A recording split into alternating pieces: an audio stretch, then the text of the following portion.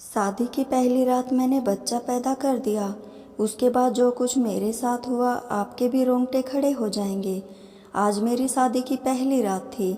मैं दुल्हन बनी सुहाग की सेज पर बैठी हुई थी। मेरे कहने पर मेरी शादी सादगी से की गई थी।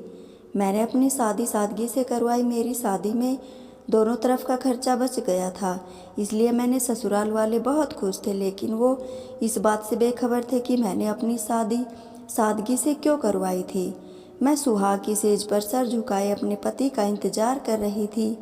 थोड़ी ही देर में मेरे पति मेरे कमरे में आए और मेरा घूंघट उठाया, लेकिन वो मेरा तारीफ करने के बजाय मेरी तबीयत के बारे में पूछने लगे। उन्होंने कहा, तुम्हारे चेहरे का रंगत क्यों उड़ी है? तुम्हारा चेहरा क्यों पीला पड़ा हुआ है? मेरे जिस्म में तो बहुत दर्द था, और यह दर्द ऐसा वैसा नहीं था, बल्कि दर्द की वजह से मेरा चेहरा पीला पड़ गया था, और इसलिए मेरे पति बार बार मेरी तबीयत के बारे में पूछ रहे थे। लेकिन मैंने इस बात को टालने की कोशिश की। तभी अचानक दरवाजे पर दस्तक हुई। मैंने देखा कि मेरी जेठानी 2 गिलास दूध मेरे पति को पकड़ा कर चली गई। मेरी नज़रें दूध के गिलास पर थी। अब मुझे अपना काम करना था।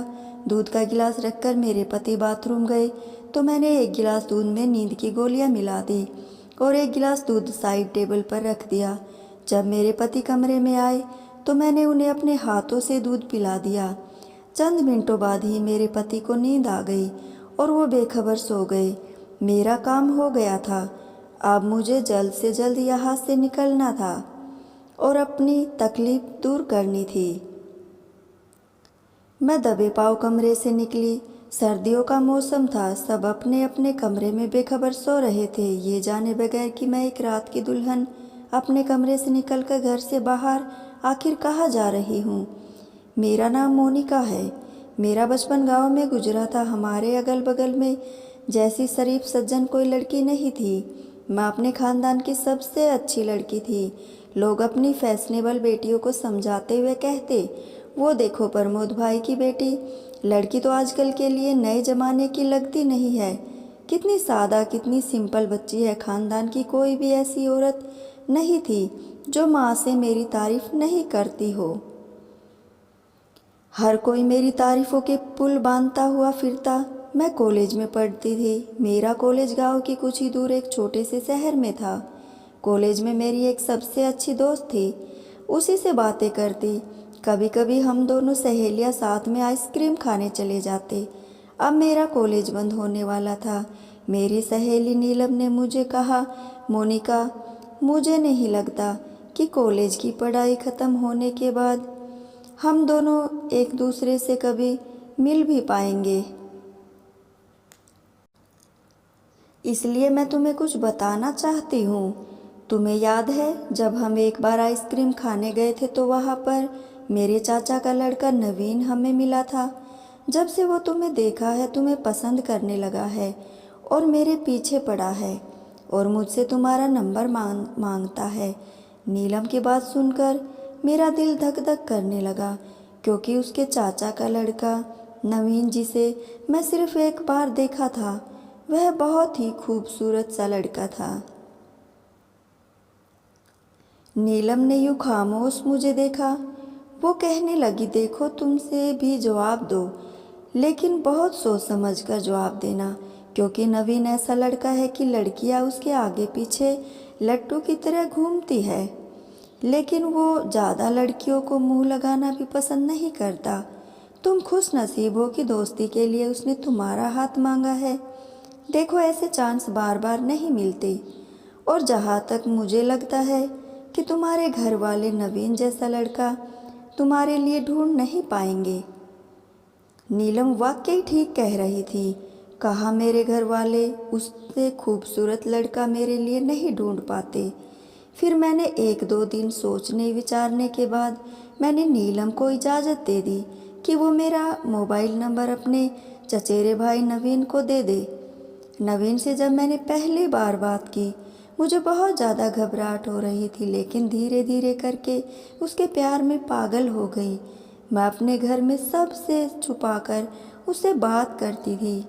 जब मुझे उससे बात करनी होती तो मैं छत पर चली जाती थी, और घर में मुझ पर किसी को शक भी नहीं होता था।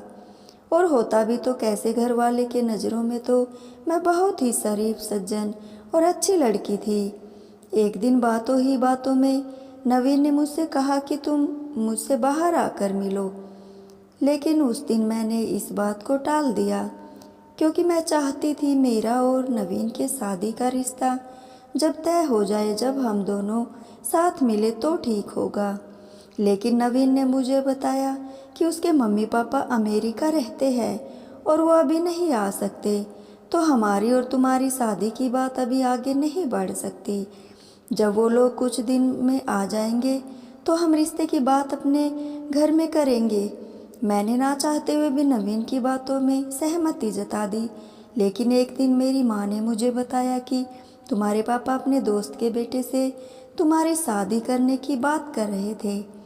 मैंने माँ से कहा, माँ पर अभी मैं शादी नहीं करना चाहती, अभी मुझे करनी होगी तो मैं बता दूँगी। मैं तो अपनी शादी बस टाल रही थी, क्योंकि मुझे शादी करनी थी, लेकिन बस नवीन से। मेरी माँ ने कहा, ठीक है, जैसा तुम चाहती हो वैसा ही होगा, तुम जब कहोगी हम तुम्हारी शादी करेंगे।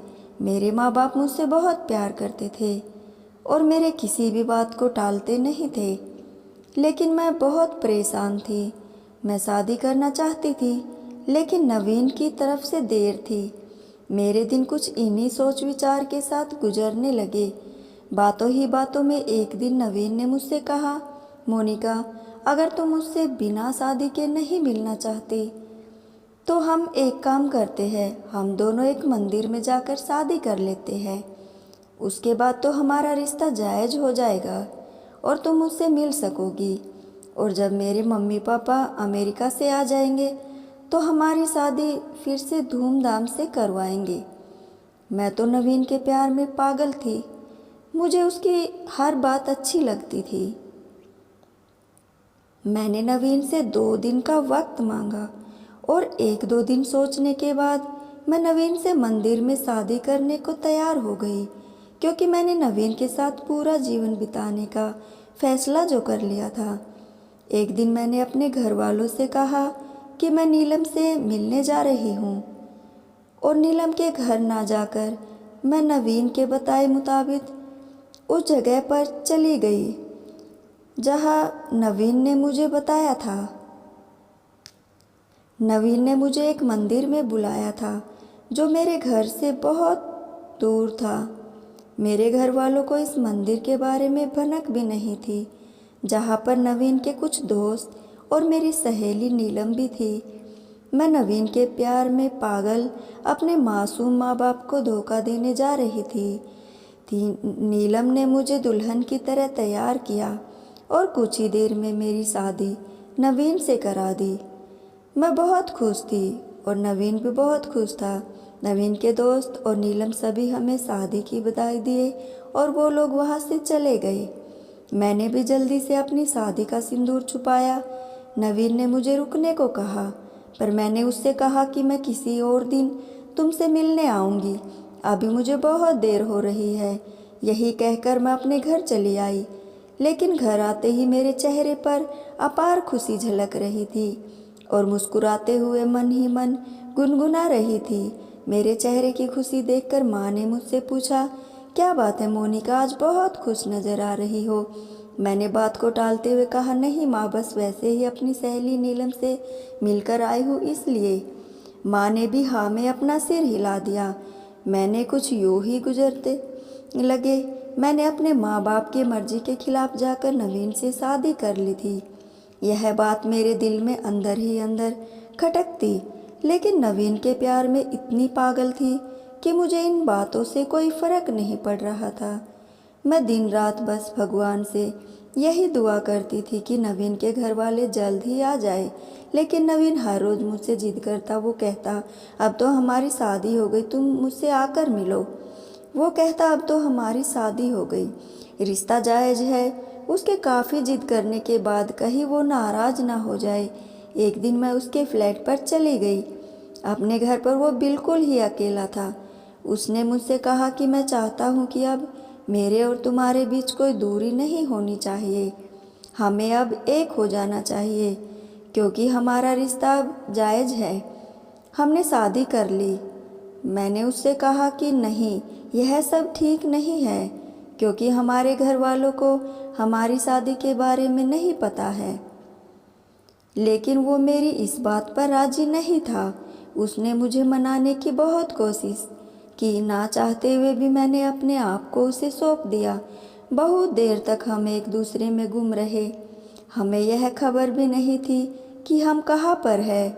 जब 2-3 घंटे गुजर गए तो मैं अचानक से उठी और जल्दी जल्दी अपने कपड़े पहनने लगी। नवीन मुझे बार बार यह कह रहा था कि मैं थोड़ी देर रुकूं। मैंने मुस्कुराकर उससे कहा, मैं तुमसे मिलने दोबारा ज़रूर आऊँगी, और मैं जल्दी से अपने घर आ गई।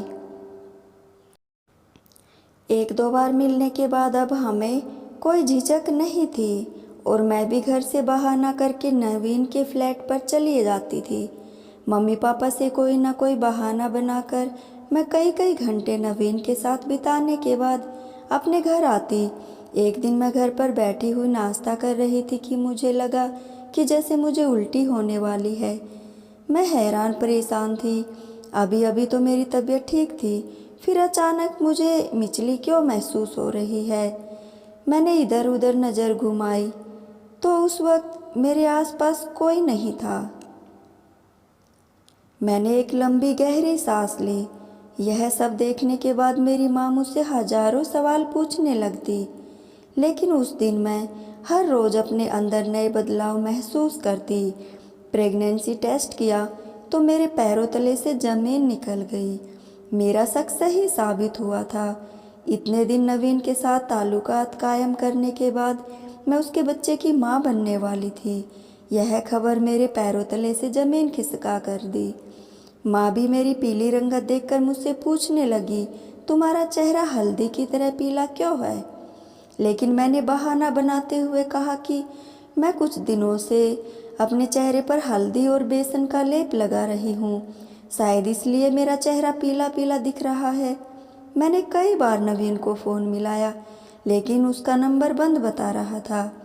घबराकर मैंने नीलम को फ़ोन किया, लेकिन उसके मोबाइल पर भी घंटी नहीं जा रही थी। जब कहीं से कोई रास्ता नहीं दिखा तो मैंने नीलम के घर जाने का फैसला किया। लेकिन नीलम के घर जाने के बाद पता चला कि उसकी तो शादी हो गई है और वह इस वक्त दुबई में शिफ्ट है। इस खबर ने तो मुझे हिला कर रख दिया था कि नीलम मेरी इतनी अच्छी दोस्त होने के बावजूद एक बार भी उसने अपनी शादी की खबर मुझे नहीं दी। पर मैं कर भी क्या सकती थी। मैं जल्दी से नवीन के घर गई, लेकिन मैंने देखा कि उसके फ्लैट पर तो ताला लगा हुआ था। मैंने बड़ी मुश्किल से वहाँ से किसी तरह आ रही थी, तभी एक शख्स मुझे दिखा। मैंने उससे नवीन के बारे में पूछा, पर उसने जो कुछ नवीन के बारे में बताया उसे सुनकर तो मेरे अंदर सांस लेने की भी हिम्मत नहीं थी। उस शख्स ने मुझे बताया कि नवीन 1 हफ्ते पहले यहाँ अमेरिका जा चुका है। मैंने कुछ लोगों से नवीन के बारे में पता लगाया तो वो मुझे पता चला कि नवीन तो बहुत ही आवारा किस्म का लड़का था। वह पहले भी कई लड़कियों को अपने जाल में फंसा चुका था और मेरे साथ तो उसने बहुत बड़ा गुनाह किया था। मेरे समझ में कुछ नहीं आ रहा था। मेरे दिमाग में तो बस बंद कर दिया था। मैं परेशान होकर घर को माँ ने पूछा, क्या हुआ बेटा, कहाँ पर गई थी और तुम इतनी परेशान क्यों हो? मैंने माँ से बहाना बनाते हुए कहा कि कुछ नहीं माँ, बस धूप तेज थी इसलिए मैं थकी थकी लग रही हूँ। माँ ने कहा, अच्छा ठीक है, तुम अपने कमरे में आराम करो, मैं तुम्हारे लिए चाय बना कर ला रही हूँ।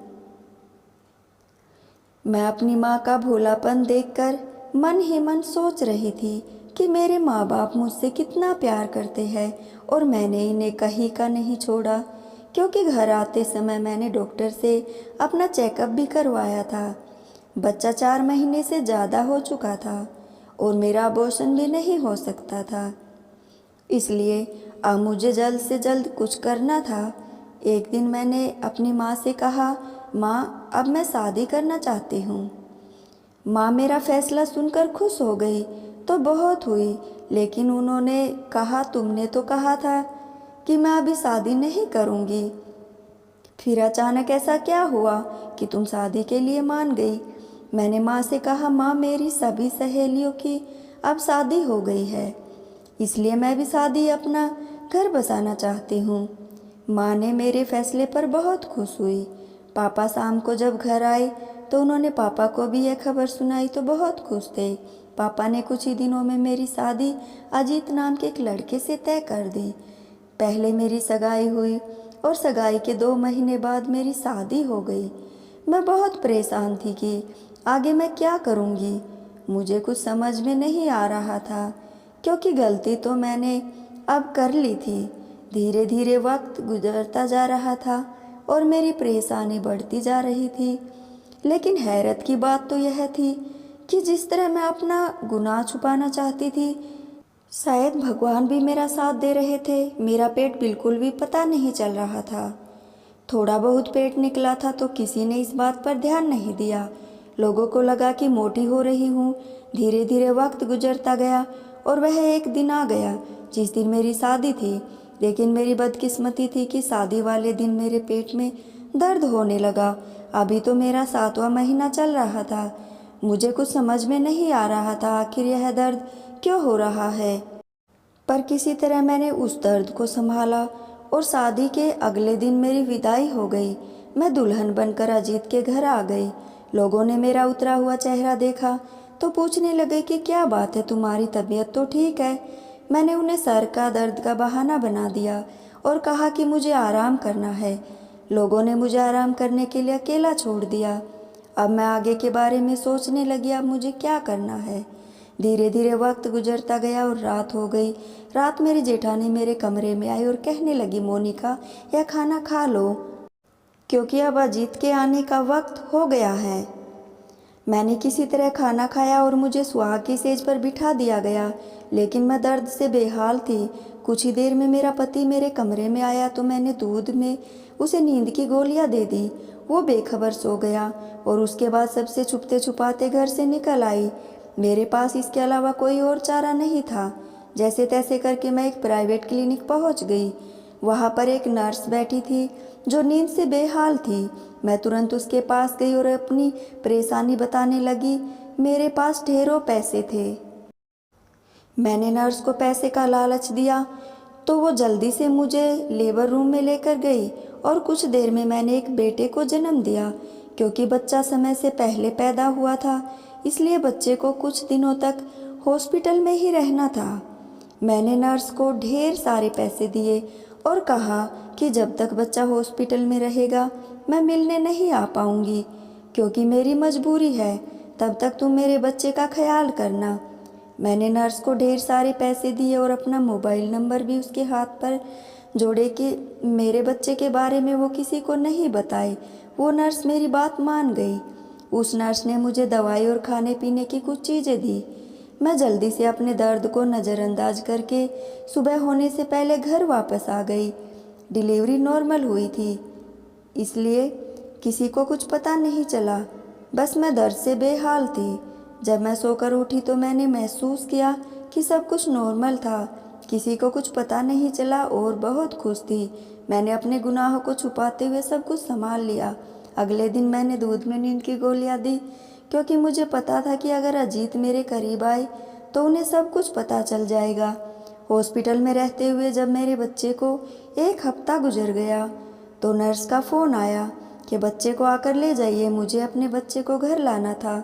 मैंने अपने घर वालों से कहा मुझे अपनी एक सहेली के घर जाना है। मेरे पति अजीत ने कहा ठीक है चली जाओ, मैं तुम्हें छोड़ देता हूँ। मैंने कहा नहीं, आपको परेशान होने की ज़रूरत नहीं है। आपको बुरा ना लगे तो अपनी सहेली के घर अकेले ही जाना चाहती हूँ। मेरे अकेले जाने से ससुराल वालों को कोई ऐतराज़ नहीं था। मैं अकेले घर से निकल गई। मैं उसी क्लिनिक पहुँची जहाँ मेरा बच्चा हुआ था। उस नर्स ने मेरे बच्चे को बहुत अच्छे से रखा था। मैंने उससे अपना बच्चा लिया और घर आने लगी, पर घर रास्ते में आते वक्त सोच रही थी कि मैं इस बच्चे के बारे में सबको क्या बताऊंगी। फिर मेरे दिमाग में एक आइडिया आया। घर आते वक्त जब मेरे ससुराल वालों ने मेरी गोद में बच्चा देखा तो उन्होंने इस बच्चे के बारे में पूछा, तो मैंने उन्हें बताया कि यह बच्चा मुझे सड़क पर रोता हुआ मिला और मैंने इस बच्चे को अपनी गोद में उठा लिया। अगर आप लोगों को कोई ऐतराज़ ना हो तो मैं इस बच्चे को अपने पास रखना चाहती हूँ, क्योंकि गोद उठाने के बाद यह बच्चा मुझे बहुत अपना अपना सा लगा। मैं इसे किसी को देना नहीं चाहती हूँ। मेरे ससुराल वालों को इस बात से कोई ऐतराज़ नहीं था, और ख़ासकर मेरे पति को, बल्कि नहीं तो मेरे ससुराल में मेरी तारीफ़ से होने लगी थी, तुम्हारा दिल तो कितना बड़ा है कि तुम्हारी शादी को अभी कुछ ही दिन हुए हैं, तुम अपनी लाइफ एंजॉय करने के बजाय किसी गैर बच्चे को अपने सीने से लगा ली। अपने ससुराल वालों की बात सुनकर मैंने एक लंबी गहरी सांस ली कि चलो जैसा मैंने सोचा था सब कुछ वैसे ही हुआ। कोई ना कोई बहाना करके अजीत को कुछ दिनों तक मैंने उन्हें अपने आप से दूर रखा और इस तरह मेरा गुनाह छुप गया। मेरे पति अजीत भी मेरे बच्चे से बहुत प्यार करते। धीरे धीरे उनका लगाव भी इस बच्चे से हो गया। आज मेरा बेटा 5 साल का हो गया और घर में इस बात की किसी को खबर नहीं है कि यह बच्चा मेरा ही है। गलती तो मुझसे बहुत बड़ी हुई थी जो माफ़ी के काबिल नहीं थी, पर अब तो गलती हो ही गई थी, कर भी क्या सकती थी। लेकिन इस बच्चे को नाजायज़ से जायज़ बनाकर मैंने सही किया या गलत, आप ही लोग बताइएगा। दोस्तों, अगर आपको ये कहानी ज़रा भी अच्छी लगी हो तो वीडियो को लाइक और चैनल को सब्सक्राइब ज़रूर कीजिएगा। धन्यवाद दोस्तों।